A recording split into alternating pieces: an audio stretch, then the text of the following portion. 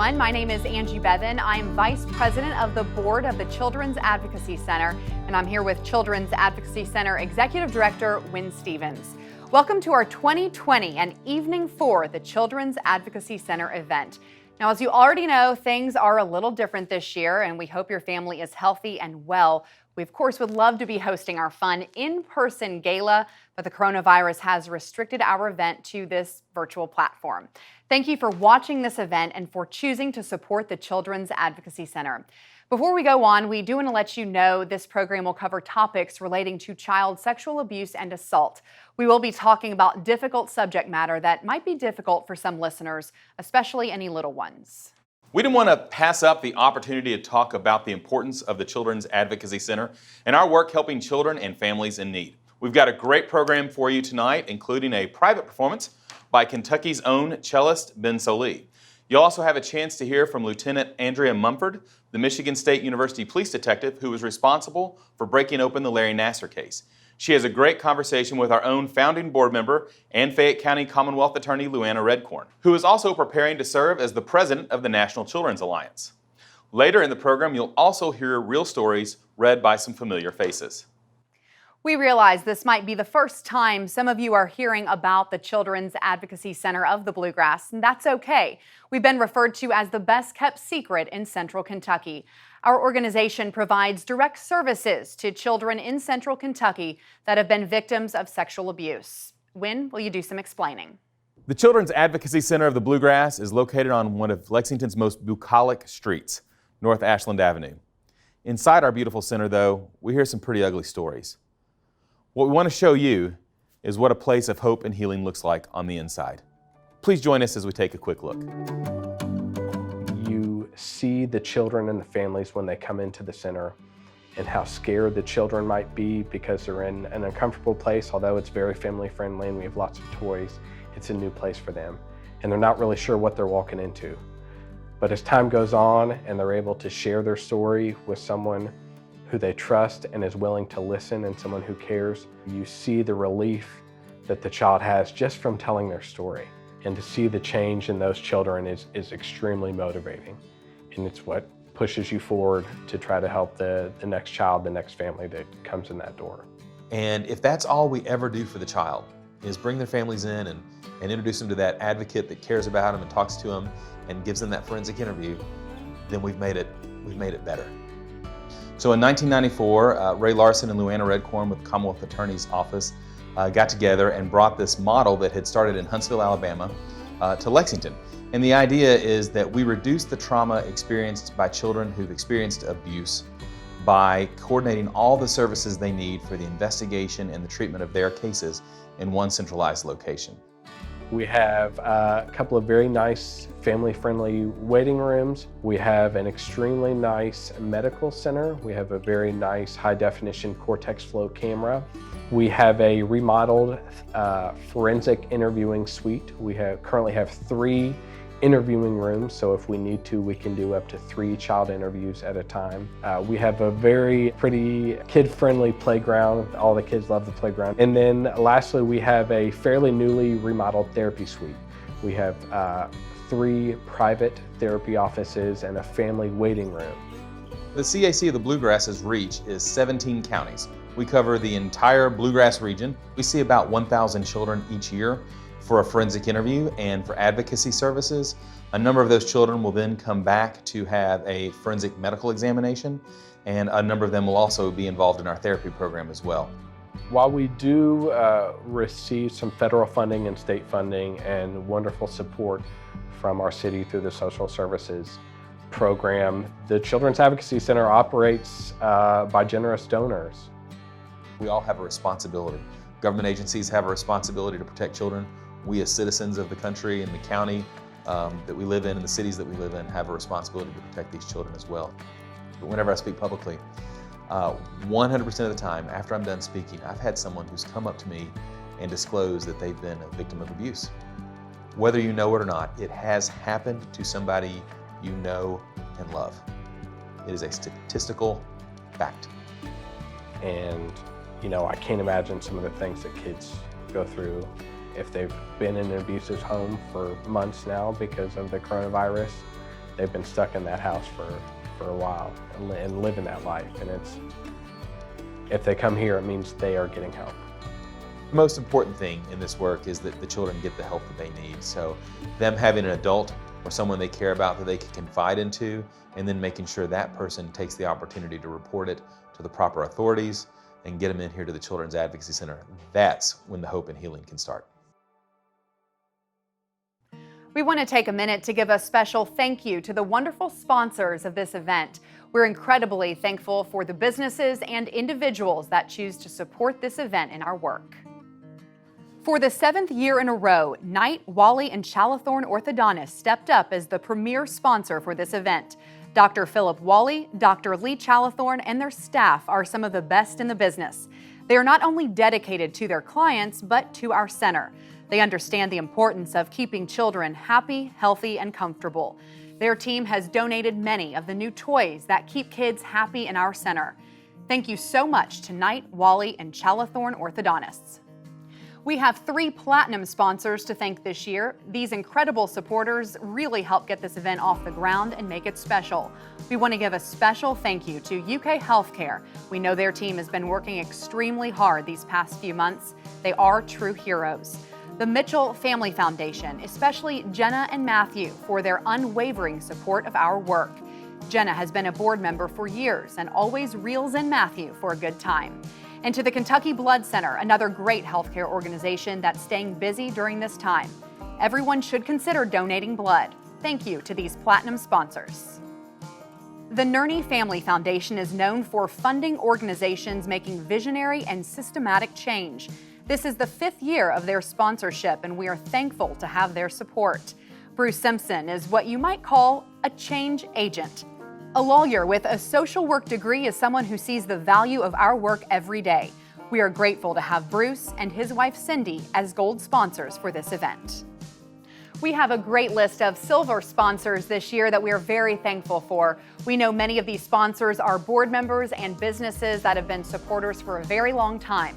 We want to say thank you to Joseph Hillenmeyer, Garden Design, Longship, We Connect People, Lexington Furniture Company, Republic Bank, and Rick Queen with Turftown Properties. We want you to thoroughly enjoy this program and all it has to offer. We also want those of you watching to understand something. Unfortunately, home is not a safe place for everyone. That's part of what this evening is all about. The coronavirus has had a devastating effect on families all around the world. For us, it's working with children who might have been stuck for months in an abusive household. Please keep this in mind as you listen and watch throughout the program. Ben Solee is a Kentucky-born cellist, singer, songwriter, and composer. He was raised in Lexington and graduated from Lafayette High School, also the proud alma mater of my sweet wife, Nancy, and he attended the University of Louisville School of Music. We're extremely honored and lucky to have Ben involved with this event. He was asked to play in the 2014 Music of Paul Simon tribute concert and has been recognized with countless awards. He has composed ballads for music and film. Like many Kentuckians, he is a storyteller. Please grab something to eat and drink and enjoy the music of Ben Solee. Hey everybody, Ben Solee here in my home studio in Louisville, Kentucky to play some tunes for you in support of the Children's Advocacy Center of the Bluegrass. They're doing really important work right now. Even in the best of times, children need a strong advocate, and these are really challenging times. So both children and their families need a lot of support. So I'm going to play some music. I encourage you to head over to kykids.org and find all the wonderful ways that you can support the amazing work that they're doing right now. This is a tune of mine called A Whole Lot to Give.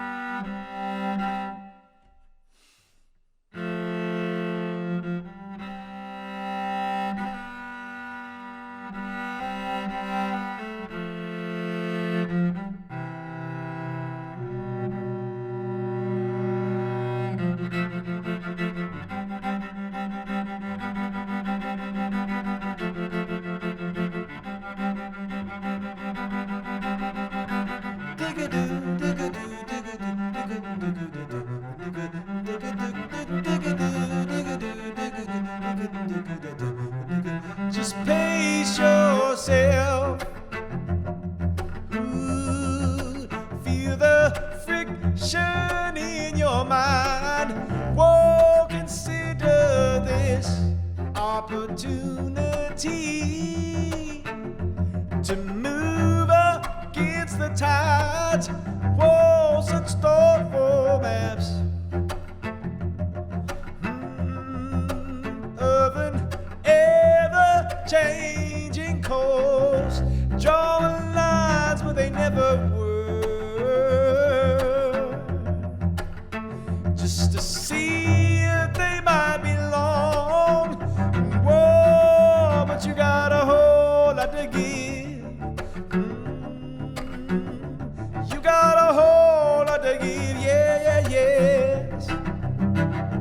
You got a whole lot to give. Whoa, whoa, whoa. Yes, you got a whole lot to give. Just quit chasing your tail. You're tracking mud all over the place. Lord, don't you remember the voice you used when you spoke of precious things? Yes, but you got a whole lot to give. Ooh, you got a whole lot to give. Ooh, you got a whole lot to give. Whoa, whoa, whoa. Yes, you got a whole lot to give. Ooh, yeah, yeah.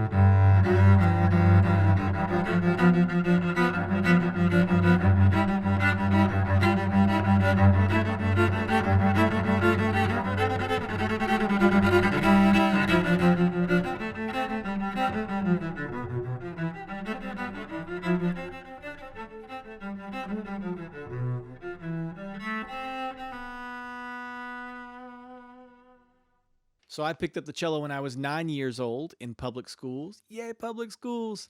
And it was one of those things where it was like a petting zoo. The teacher brought in instruments into the classroom and let us all see and hear them in different ways. And she demonstrated them for us.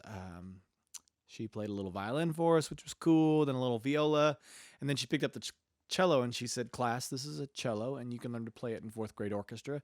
And this is what a cello sounds like." And she proceeded to make this sound,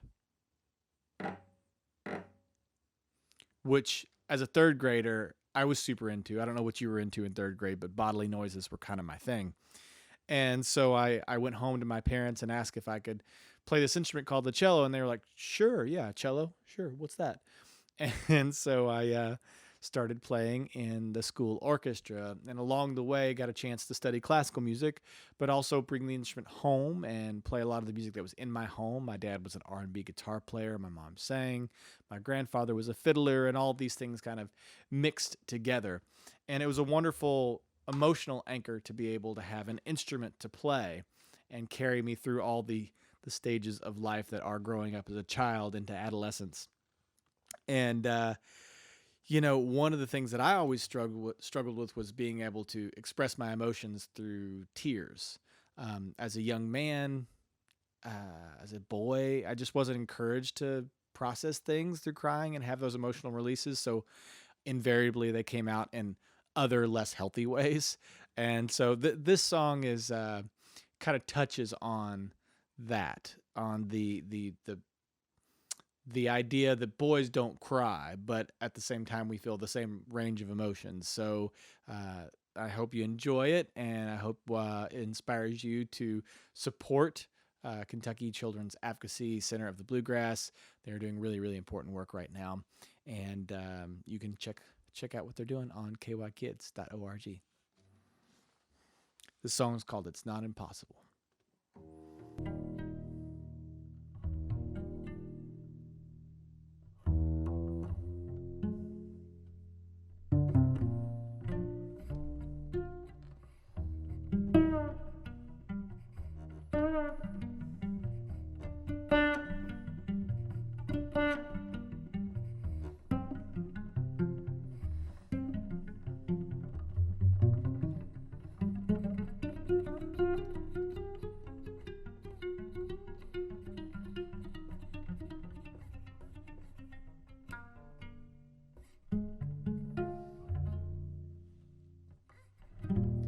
It's not impossible for me to cry. It's just the hardest thing I've ever done. And it's a shame, you know, but it's ingrained, you know. Boys don't cry, boys don't cry.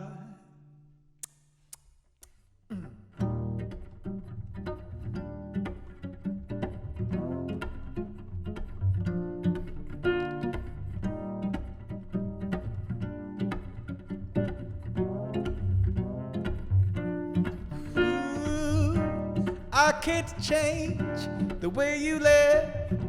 All I wanted was to say goodbye.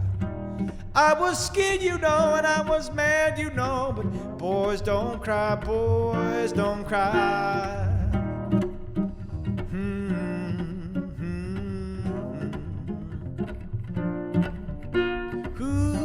And I could try and try to change your mind, like one man pulling a train down the line. It takes time, I know, but who has time, you know. Boys don't cry, yeah, yes. Ooh, yeah, yes. Ooh, do-do-do-do-do.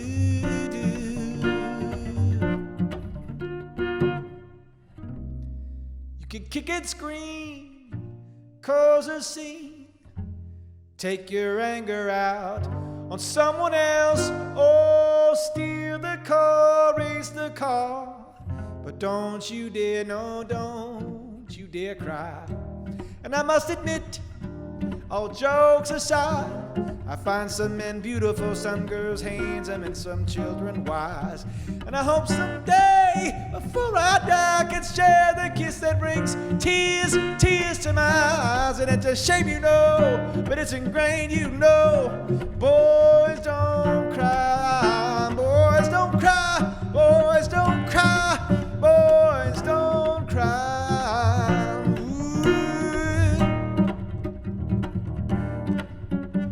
Ooh, yeah, yeah, yes.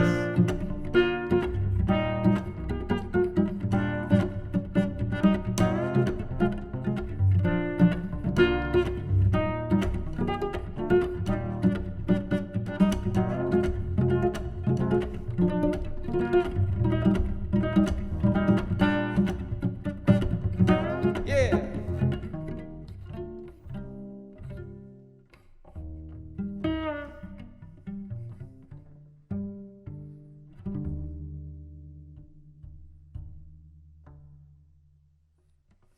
So I'm lucky enough to be a dad of 3 kiddos. I have a pretty brand new little baby girl who's 6 months old, a toddler who's 2, going on 3 here real soon, and then I have my 12-year-old son. And this next song is a song that I wrote about the experience of putting him on and teaching him how to ride a bicycle, and that sensation that he was having where he just couldn't wait to get on a bicycle and go faster and faster and faster, and me remembering that kind of impulse of youth to speed up and do more in the world, and the kind of rush to grow up, and me being at a stage in my life where I was like, I really want to slow down. You know, as a touring musician, I was traveling like crazy around the world, lots of planes, trains, and automobiles, flying over and driving past lots of amazing places with lots of amazing people. And just feeling like I needed to slow down. And so it felt like we were kind of passing each other in different ways. And so I thought this would be a fitting song to share since this is all in support of the Children's Advocacy Center of the Bluegrass. As you scroll through the website at kykids.org, check out all the wonderful programs that they are doing and helping protect kids in these times when there's a lot more physical abuse happening because people are really stressed. And, there's a lot of different ways that you can support. And one of the biggest ways you can do it is you can become a protector. As an individual or an organization, you can really make a really big impact. So head on over to kykids.org and I'll play this tune for you called Slow Down.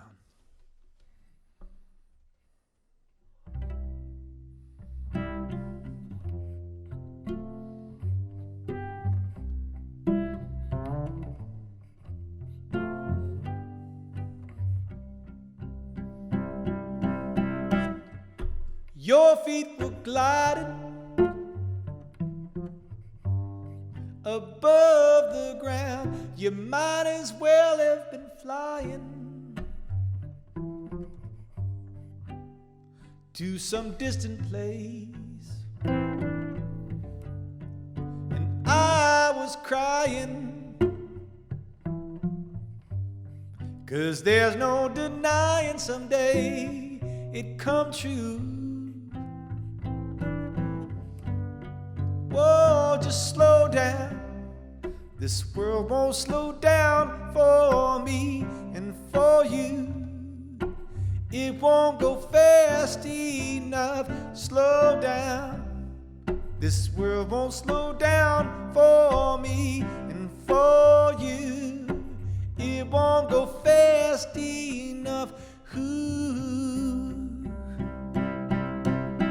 I had my eye on the ball. I thought I knew how the game was played, but you grew so tall and found out you had your own mind you could make. Yes, just slow down.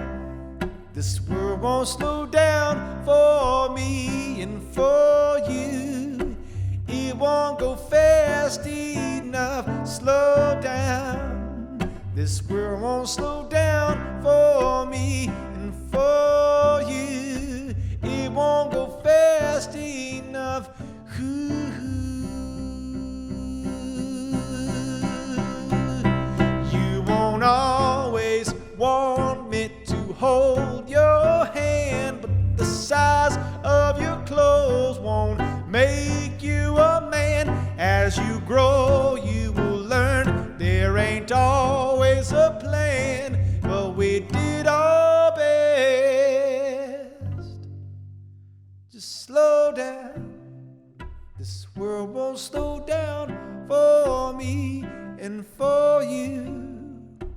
It won't go fast enough. Slow down. Slow down.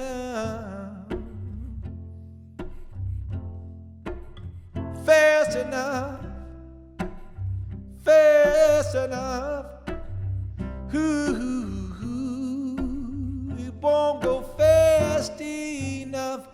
Ooh.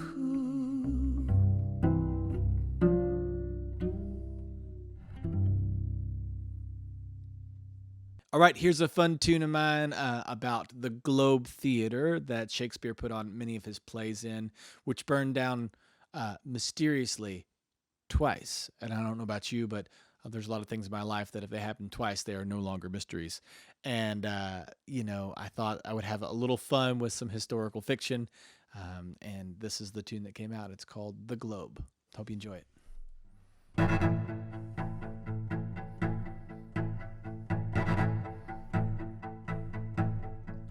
Well, I guess I never told you how the globe burned down. Whoa, but it ain't no secret, just ask around. Some heartsick man, fed up with his fate, tossed it to the ground in a desperate state. He grown tired of the tragedies, tired of the death, tired of watching Romeo take one last breath. for something as crazy as love, love, love.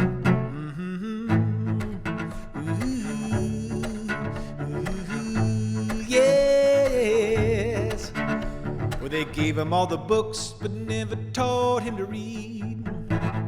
Whoa, so when she first kissed him, I heard him beg and plead. He saw the storm on the water, he felt every swell. He was on top of the mountain, in the belly of a whale. 'Cause some days it's a fountain or an artesian well. Sometimes it's a bag of bricks or some kind of spell. There's nothing as wild as love, love, love.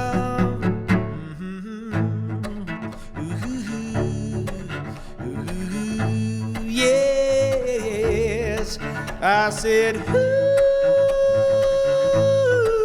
yeah, yeah. Ooh, yeah, yeah, yeah. They give, well, he wasn't much for religion, but he learned to pray. Oh, for occasions when the wine led his mind astray, he built a chapel for his conscience, a shack for his regrets, so desired to an island still he could not forget the sound of a touch, the color of a song, a jumble of words where a space belongs for something as simple as love. Oh, love, love, love, love.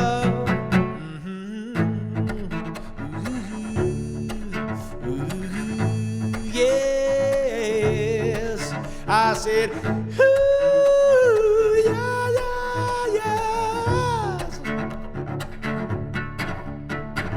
Ooh, yeah, yeah, yes. Ooh.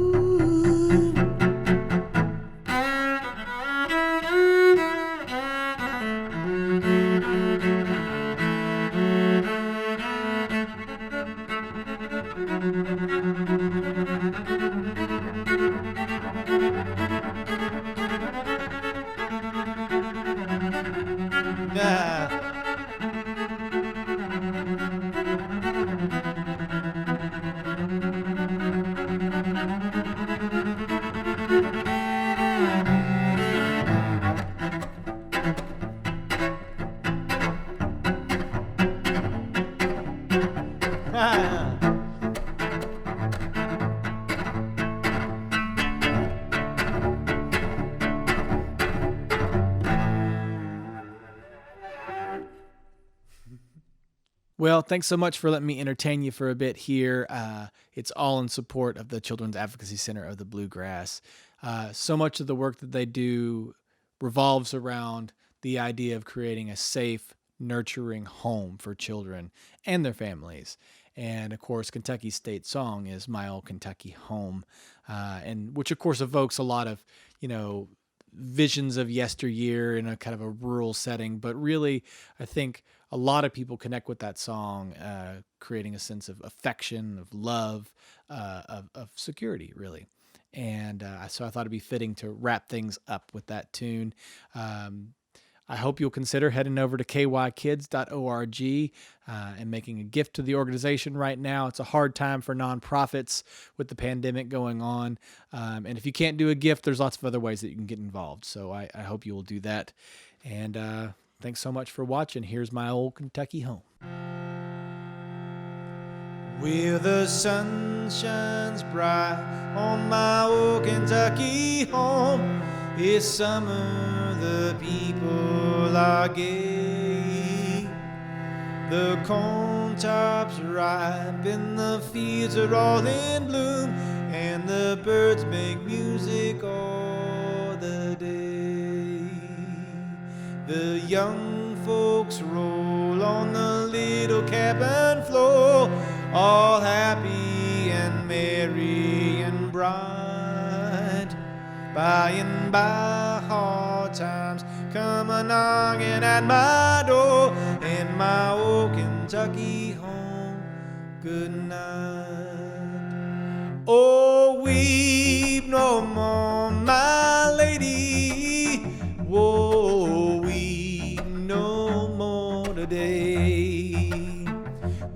will sing one more song for the old Kentucky home, for the old Kentucky home far away.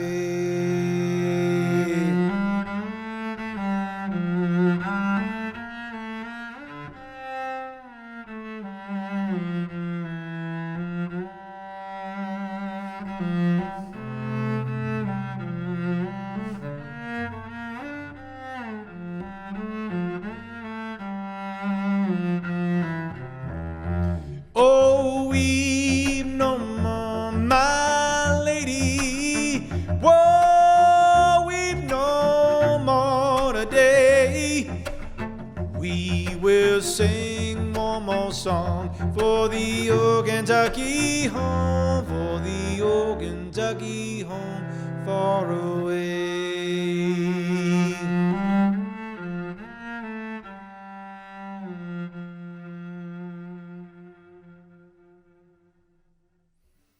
Take care of each other. Bye, y'all. The next two women you're about to see might be the coolest in the country. Anna Redcorn is our Fayette County Commonwealth's attorney and also a founding board member of the Children's Advocacy Center of the Bluegrass. In fact, she led the grant writing to fund the purchase of our first facility, and she and her husband Luke are very actively supportive.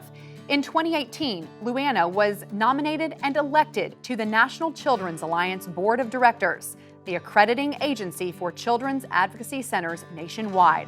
She'll serve as that board's president next year. Lieutenant Andrea Munford has been with the Michigan State University Police Department since 1997 and a member of the department's Special Victims Unit since its inception in 2014. Lieutenant Munford was the primary investigator for the SVU, which is responsible for investigating sex crimes, relationship violence, stalking, child abuse, vulnerable adult abuse, missing persons, and bias crimes on the MSU campus. In this role, she was responsible for the investigation of the Larry Nassar case. She is currently assigned to develop training and outreach on trauma-informed investigations, and she continues to work with MSU's Office of Institutional Equity, representing the MSU PD on multiple committees established to address sexual violence. She was highlighted in a Huffington Post article as one of the women who built the case that brought down Larry Nassar. We are thankful to have both of these strong women leading the charge in helping victims of sexual abuse. Enjoy their conversation. Lieutenant Munford, you've been described as one of the women that built the case that brought down serial abuser Larry Nassar. Today, the world knows that for over 2 decades, Nassar sexually abused girls, teenagers, and women under the guise of a claimed medical therapy that involved vaginal penetration. Nassar groomed his victims to believe he was their friend, their advocate, and their protector. But by the end of your investigation and the prosecution that followed, hundreds of victim survivors had been identified, that had the opportunity to face their abuser in court and to his face, and saw him sentenced to life imprisonment for multiple offenses of child sexual abuse. Thank you for your service and for being with us today. Thank you. Before we talk about the Nassar investigation, can you just tell us a little bit about you, Lieutenant Andrea Munford? What was it that took you to a career in law enforcement? You know, it goes back as far as high school. We had a local police officer in the town that I grew up in, came and did a presentation, and I just thought it was sort of the job itself drew me in as a way to serve your community, to really forge relationships with a variety of people, and providing a service at the same time. So when I started looking at colleges, Michigan State University had a really good criminal justice program there. So I attended college there. You know, throughout my college career, I thought, do I want to go into law enforcement? You know, I tried a couple of different options, juvenile justice, private security, but I really was still drawn to law enforcement. And was the Michigan State University, was that your first law enforcement position? It was, yes. And when you started there, were you a patrol officer? Yes. When did the university begin its investigation of Larry Nassar?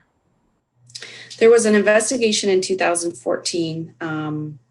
I had some awareness of it at the time. I was not involved in that actual investigation. I wasn't in the unit then. Then in 2016 was when Rachel Den Hollander contacted me, and that was when the larger investigation started. And just so that everybody's clear on this, what was Larry Nassar's relationship first to the university and then to the Olympic Committee? He was a sports medicine doctor at Michigan State University. He worked with a lot of athletes, particularly female gymnasts.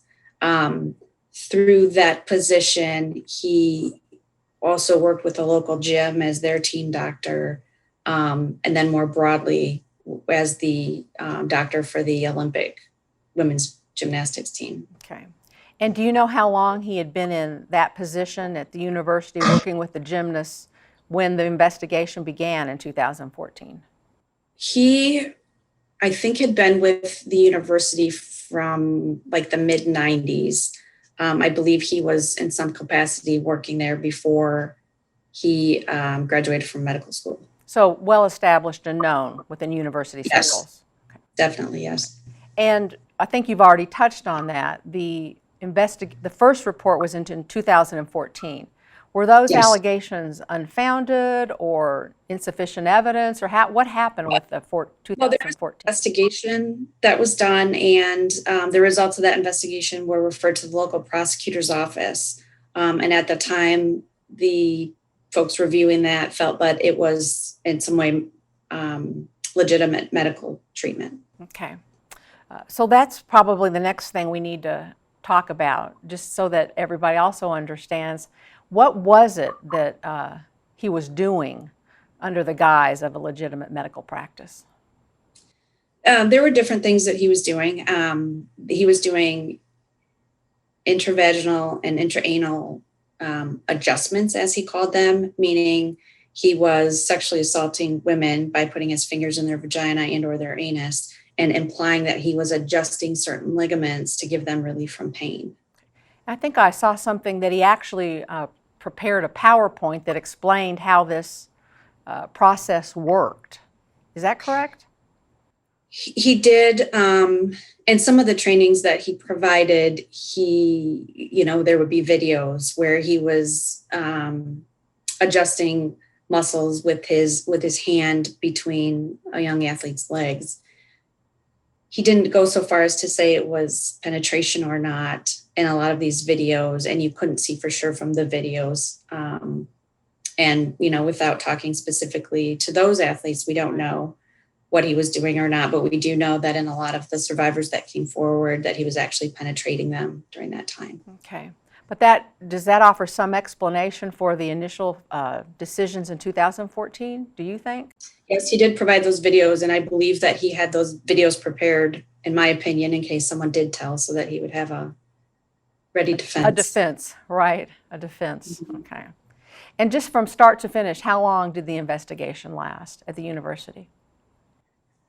It started in 2014, and I believe it was presented to the prosecutor's office, I think in the summer of 2016, and I'm not completely sure on that, but I believe that's when it was. Okay, and when was he sentenced finally?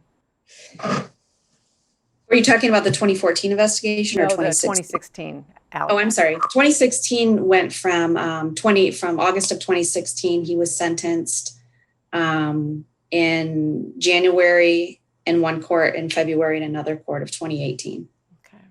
Could you give us kind of just a brief overview of how the investigation went when the second allegation in 2016 came forward? Sure. Our dispatch center received a phone call from Rachel Den Hollander saying that she had been assaulted in 2000 by a sports med doctor. And she wanted to talk to someone about it. So our dispatch called me because I was in that position at the time to investigate sexual assaults, and passed on her information. So I called her, and she wanted to come up in person and talk about it. So we met. That was on a Thursday. She came up from her residence that was out of state, and we met that following Monday. She did tell me at that time that she had talked to investigative reporters at the Indy Star That's the about Indiana? this thing. Indiana? Is that a newspaper in Indiana? Correct, yes, in Indianapolis. And what had prompted her to contact them was an article that they had done that she had seen about coaches in gymnastics that would sexually abuse girls, and USA Gymnastics would move them to another gym, or they wouldn't disclose to parents or to other gymnasts, and therefore they were repeating their behavior. And when Rachel saw that article, she thought, there's a doctor that is abusive, and I'm going to contact them and let them know. So I interviewed Nassar the following day, and that was on August 30th. I think that was when I interviewed him. And then September 12th is when that article came out. And in a day, we had other patients of his, other athletes. I use the term patients loosely, victims that were coming forward to report that he had, under the guise of medical treatment, done the same thing to them. We also had one survivor call to say that she had not been his patient, but that he had sexually molested her in the basement of his home. Okay. I want to jump in there then for a minute. How old would the first Rachel have been when he abused her? 16, I believe. Okay. And the young woman that was abused as a child, she was not a gymnast? She was not. What was her relationship to Nassar? Her parents were friends with Nassar and his family. It must have been almost mind-blowing. It was. I think we had prepared, we as a team at MSU had prepared ourselves that once the article came out, it was very likely that we would get reports from more survivors. I don't think we realized how many people he was, quote unquote, treating. Mm-hmm. We weren't as familiar with his relationship with USA Gymnastics and the Olympic gymnastics team, and or how many other athletes from different sports that he was treating. We were a little surprised at how many. So you spoke with the first victim survivor one day, and then you interviewed him the very next day. Yes. What was that like? We wanted to interview him as soon as possible so that the university could take measures to remove him from any clinical duties so that he didn't have access to patients. I had some idea of what it would be like to talk to him based on his interview in the 2014 investigation. He didn't have an excuse for why someone would say that he was penetrating them during treatment, or, why he would have an erection during that time. I know the interview is out there. It's been in a podcast and I think a couple documentaries. I believe it's on YouTube. It is. It is. But yeah, for anyone that's watched it, you can tell he doesn't really ever answer a question. Right. He doesn't have an answer for anything. Did you think it was important to interview him immediately, though? What he didn't confess to being an abuser. What did you get out of that interview? I got out of it that he did not have a reason why he would do that type of treatment, nor did he straight out admit to any penetration. And I felt like he was not being truthful at all, really, about anything that I asked him. And then where did the investigation go from there? From there, we continued to work on Rachel's case until the article came out, and then we had many cases that they were each individual to each survivor that contacted us. There were a lot of things that were the same in terms of the way the abuse occurred, how he set up his opportunities to do that. But it was so individual to each survivor and what her experience was in that.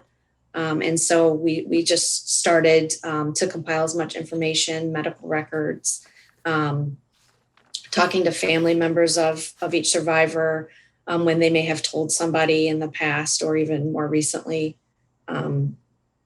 to really form a timeline of how long he'd been doing this, how many times he had been doing this, how he had gotten away with it for so long. And how did you all care for the victim survivors? Because this was going on for at least a couple of years, the investigation and the prosecution. Did you have advocates? Not immediately. I think Angie Povolitis and I, she was the assistant attorney general, the prosecutor, and then Robin Lydell, who was also from the attorney general's office in Michigan. It almost hindsight feels like we were sort of the advocates, served as those advocates. And sometime in 2017, the attorney general's office did hire a victim advocate, Rebecca Snyder, and she is amazing. And really provided just an amazing service for all those survivors, especially as we went into those sentencing hearings where they were giving their victim impact statements. Could you give us just some idea of the complexities of investigating a case of this magnitude? It's one of the focuses, again, and I probably said this a few times, is making sure that each survivor is treated, their individual case is discussed. It's not just one big case. When you look at logistics of putting a case together, it probably could feel like that to them, but we wanted to make sure that we took the time for every survivor that came forward, even their family members that came forward. And because it was different for each of them. They each had a different experience.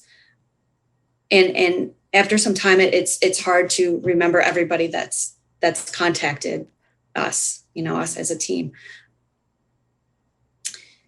I think one of the biggest challenge in this particular case, his reputation. He had a lot of people defending him.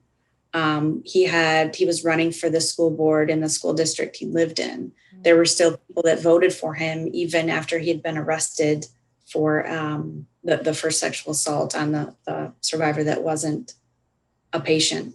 There were a lot of people that were sending in letters of support and things like that. There were also a lot of people in gymnastics community that were claiming that it was medical treatment, that gymnastics was just a really competitive sport.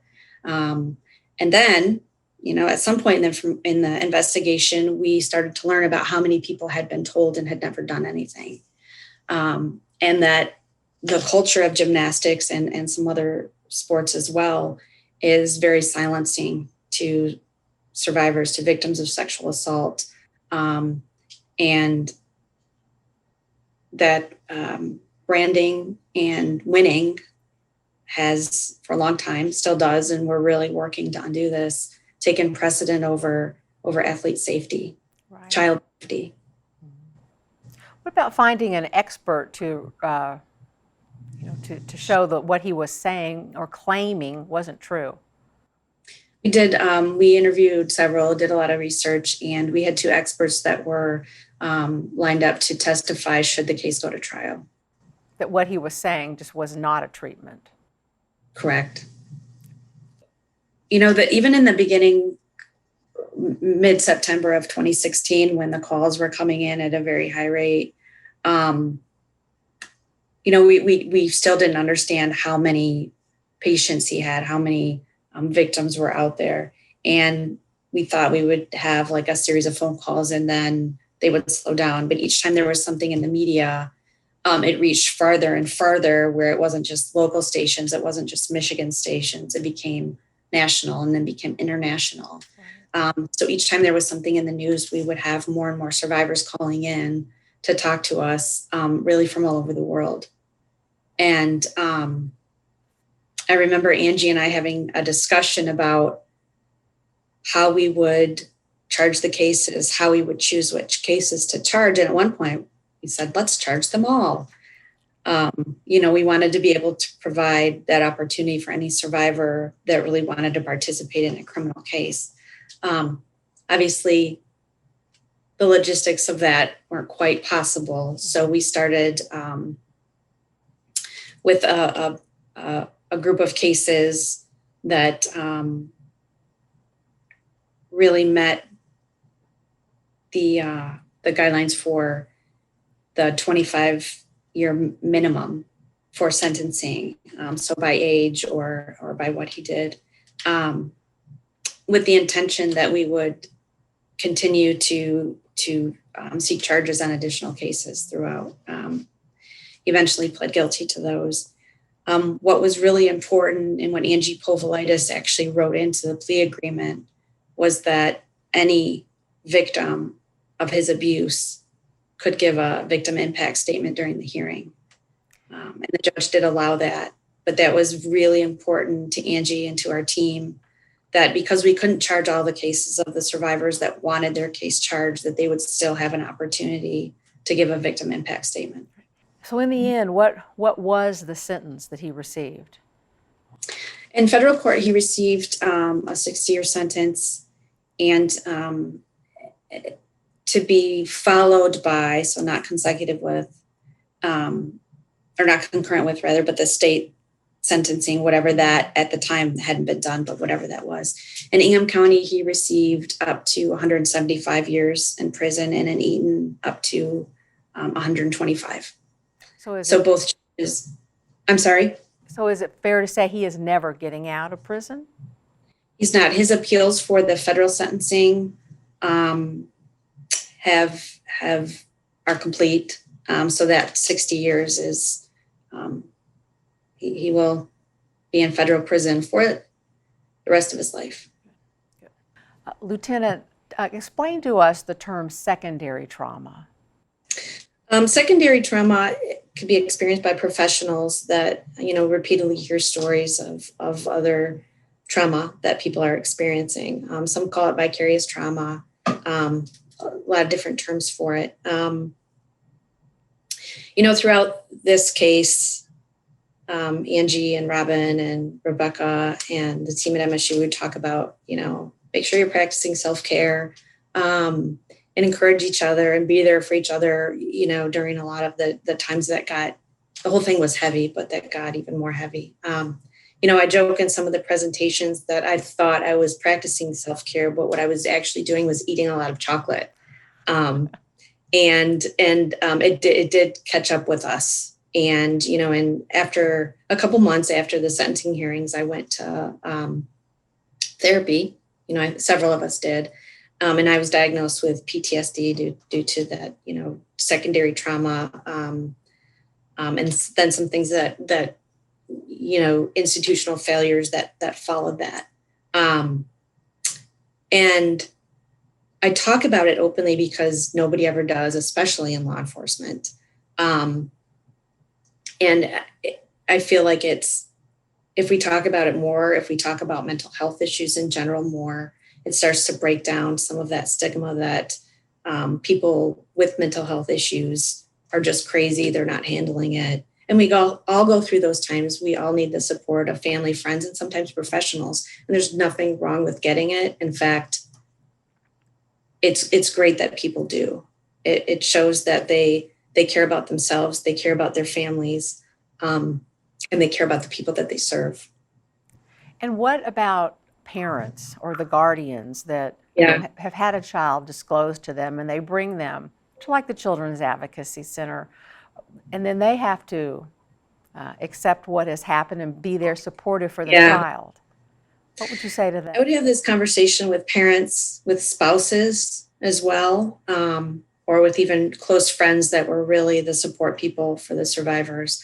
In this case, in any sexual assault case or any sexual assault survivor, relationship violence survivor that I work with, there are always going to be a lot of feelings attached when someone you love or care about goes through that trauma, any type of trauma, really. Feelings of failure to protect, guilt, anger. Anger is really big.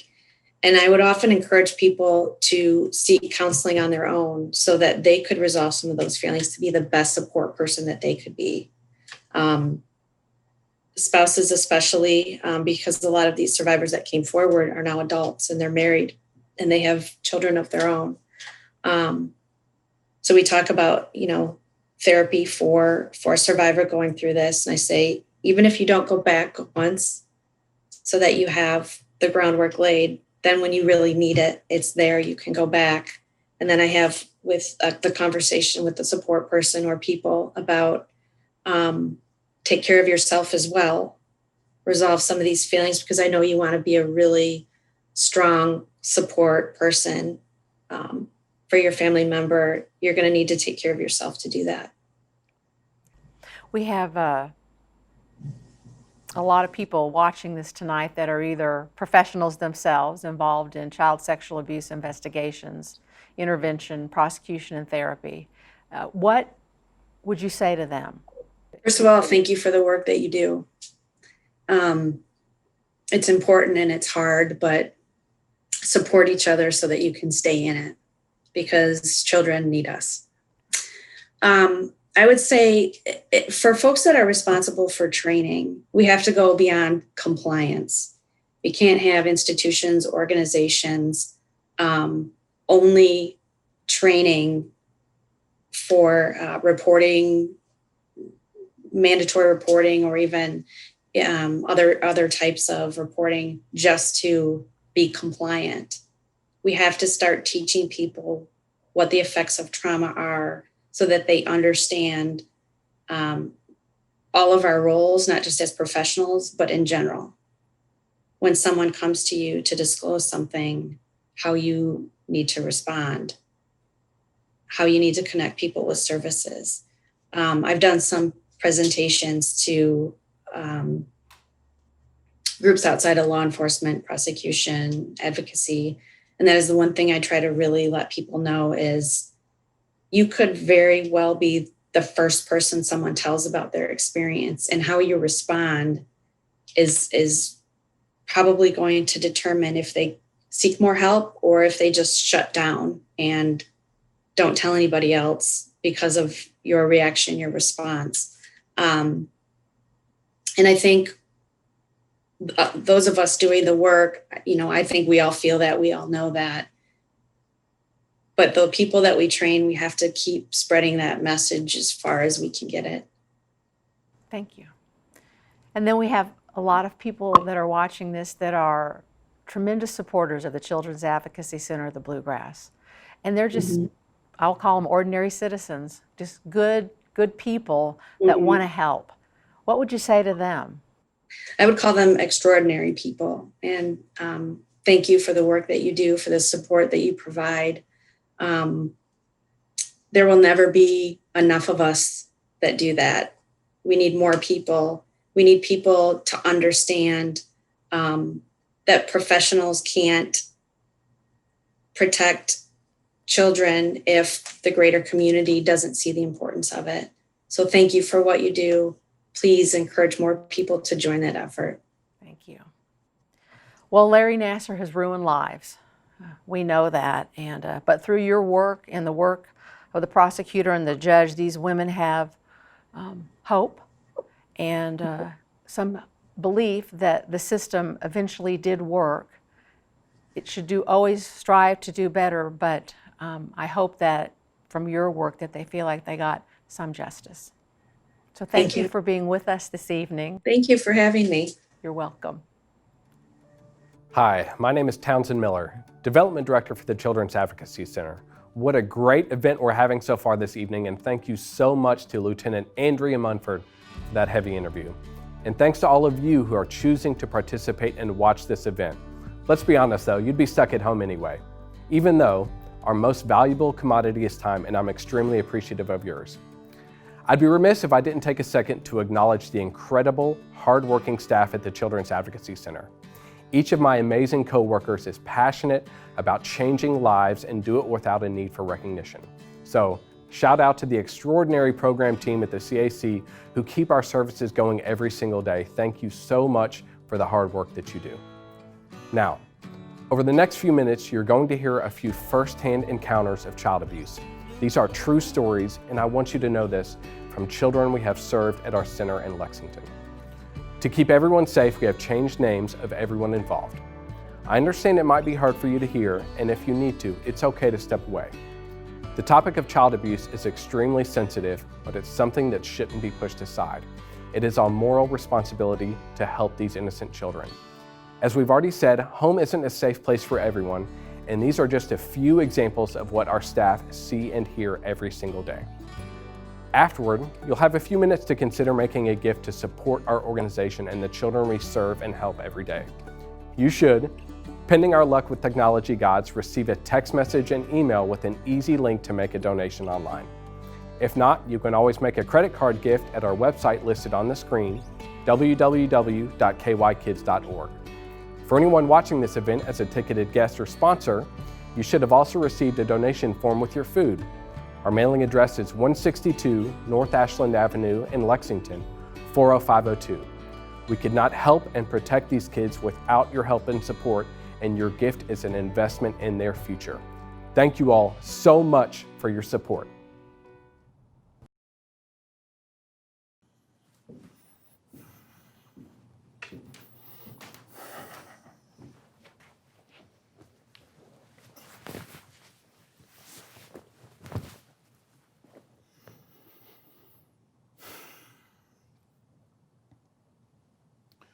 Being a man who was raped as a child creates a unique set of difficulties for the rest of your life.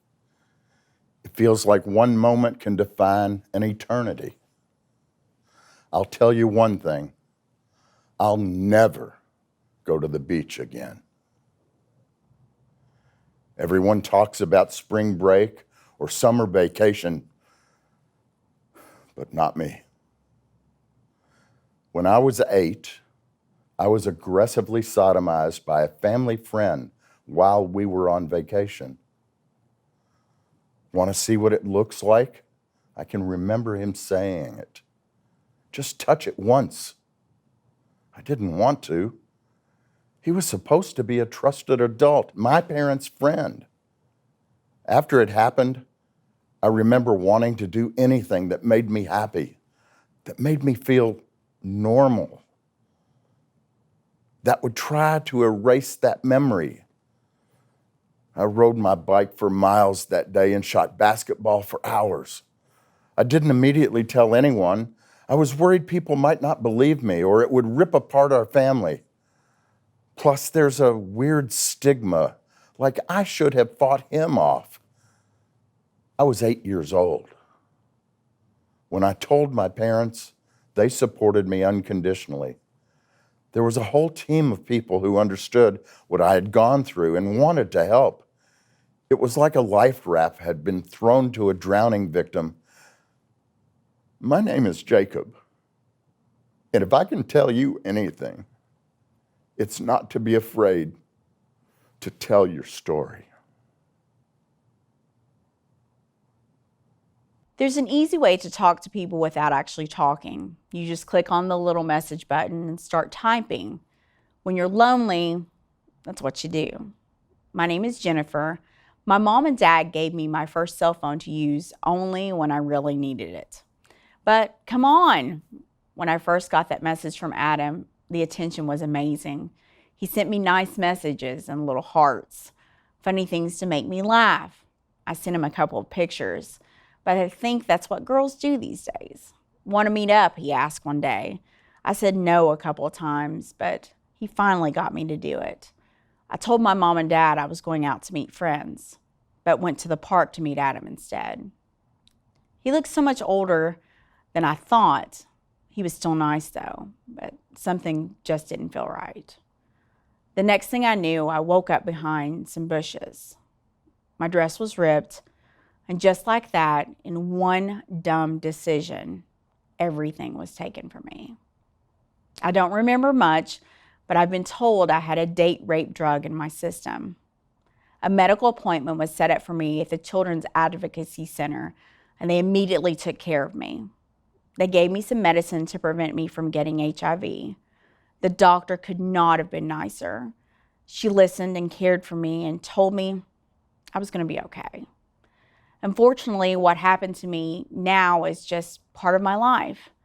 But I'm so lucky there was someone around to help me when I needed it. Pack a bag, but don't let your dad see. She said it so matter-of-factly. We need to leave without Dad knowing. Meet me at the BP. I'll never forget what she said and how she said it. My name is Amanda. I was old enough to drive, so I was in charge of my little sister. I can remember Mom leaving saying, "I'm going with Mom to the store, be back soon." He didn't know. We were all leaving. And by that point, he had abused me more times than I could count. Me and my sister both. Years of coming in night after night, groping hands and boozy breath, hitting us with a belt. And it's not easy when your savior works a second shift.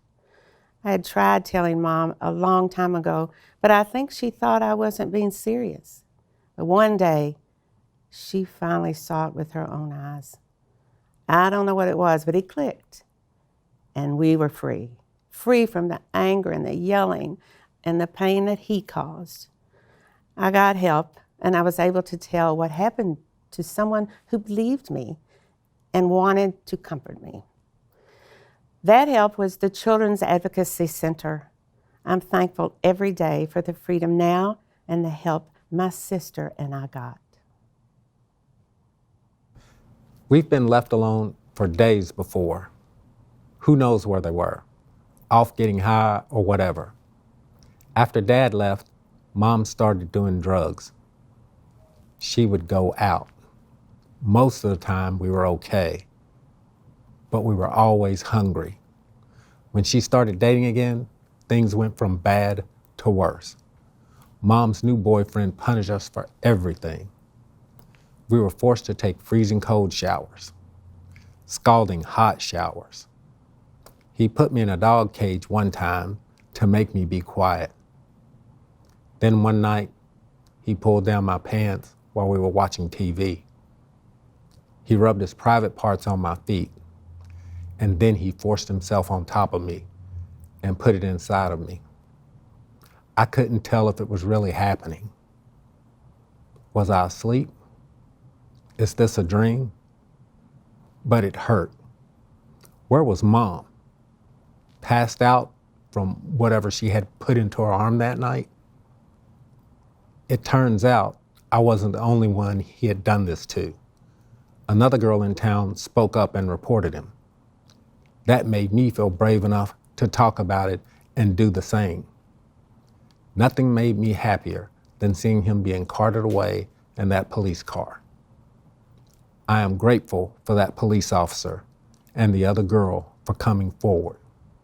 Our whole family saw a therapist at the Children's Advocacy Center, and we're closer now than we've ever been.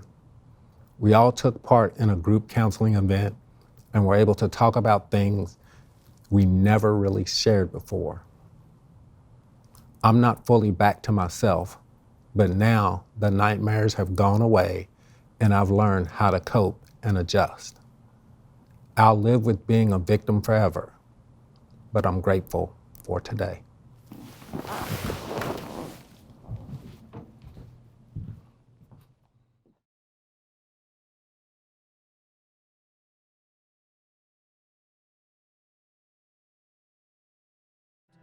As we finish this evening, we want to take a moment to acknowledge and thank all of the community partners that work diligently on each case we see. There are so many law enforcement officers, social workers, healthcare workers, and community volunteers who are too often unrecognized for their work. I also want to recognize our Children's Advocacy Center staff for their passionate service helping our clients every day. Our communities are safer because all of you are bringing child abuse and neglect into the light and working towards stopping these cycles and bring healing. Your actions literally save lives every day. And of course, we want to thank the sponsors, both businesses and individuals who chose to support this amazing event. We are so thankful for all of the generous folks who believe in our mission and our life-changing work. Thank you all for watching. Have a great night.